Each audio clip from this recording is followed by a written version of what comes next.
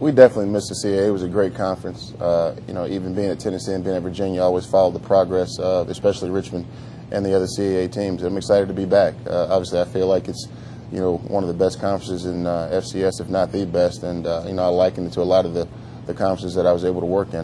Not a lot of difference between the SEC East and the side of the ACC that we were on at Virginia. But again, I think it's a great conference.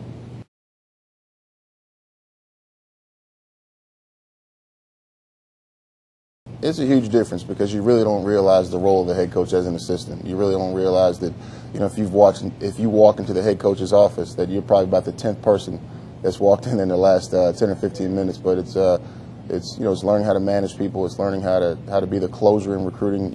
Instead of the guy who actually goes out and finds kids. And at the end of the day, it's just a vast mix of just everything that you have to do. But obviously, if you surround yourself with good people, you put yourself in a good situation.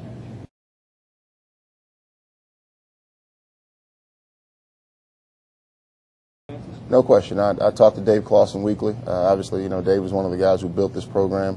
I still speak with Al Groh frequently, Philip Fulmer, my college football coach, Joe Taylor, and my staff. I've got veteran staff. My defensive coordinator's been coaching for over 30 years, and, my offensive coordinator was with me at Richmond before. So I've got a bunch of guys I can lean on in those situations.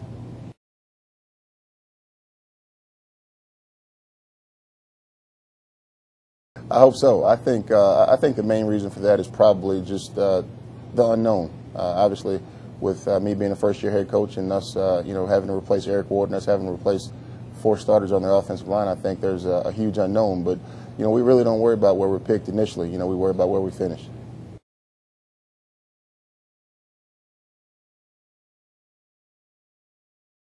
That's the million-dollar question. I wish we could say who the starter was going to be, but both of those guys had very solid springs and they've had very solid summers. So, we hope that training camp presents us a starter.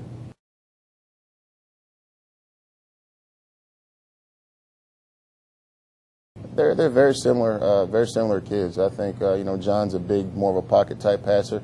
Aaron's more of a kind of a Jake Plummer-ish, a wiry guy that just kind of makes plays. But they're 2 good leaders. So if either one of those guys won the job, we wouldn't be disappointed. But the great thing is that we have 2.